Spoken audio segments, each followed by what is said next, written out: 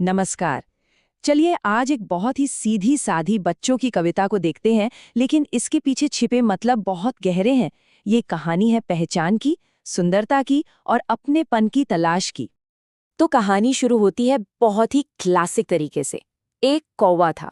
बस ये एक लाइन सुनते ही हम समझ जाते हैं कि हम एक कहानी की दुनिया में आ गए हैं, जहाँ कुछ सीखने को मिलेगा।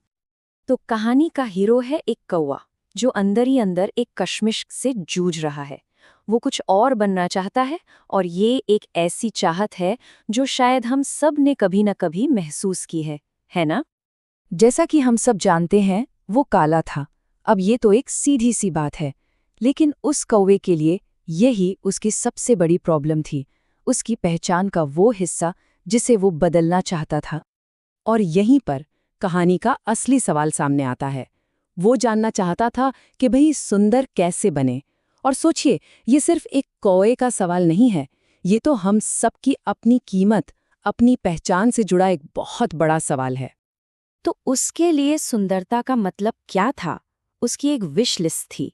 रंग बिरंगे पंख हों, वो खूबसूरत दिखे, कुछ नया बन जाए। उसे लगता था कि बस बाहर से बदल जाने से ही सब ठीक हो जाएगा। अच्छा, तो अपनी इस इच्छा को पूरा करने के लिए कौवा करता क्या है? यहीं से कहानी में एक दिलचस्प मोड़ आता है। वो बाहर से सुंदरता उधार लेकर एक नई पहचान गढ़ने की कोशिश करता है। और इस कोशिश का सिंबल क्या है? मोर का पंख।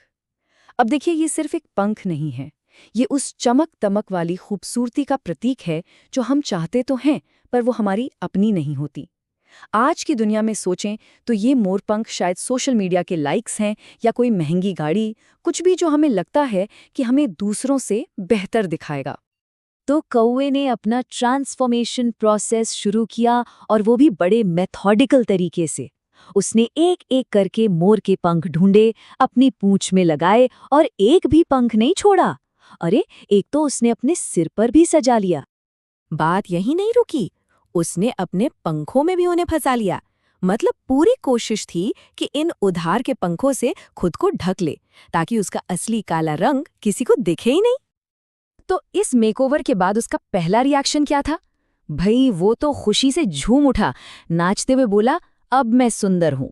उसे लगा कि बस उसने जो चाहा था वो पा लिया। लेकिन कहानी इतनी सीधी नहीं है। अब आता है कहानी का सबसे बड़ा टर्निंग पॉइंट।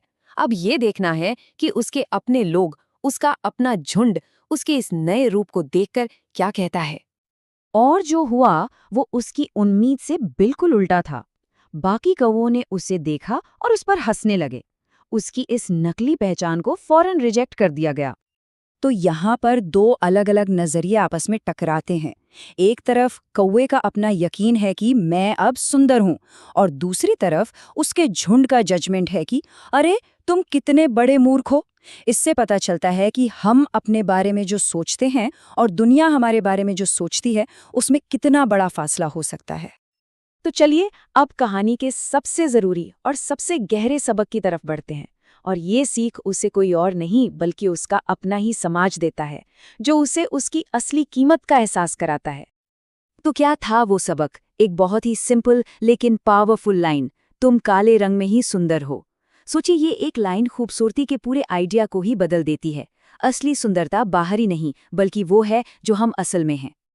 और अपनी बात को और पक्का करने के लिए वो कहते हैं, हम तुम्हें वैसे ही प्यार करते हैं जैसे तुम हो। ये लाइन इस आइडिया को और मजबूत करती है कि सच्चा कनेक्शन, सच्चा अपनापन वो दिखावे से नहीं आता, बल्कि असली होने से आता है।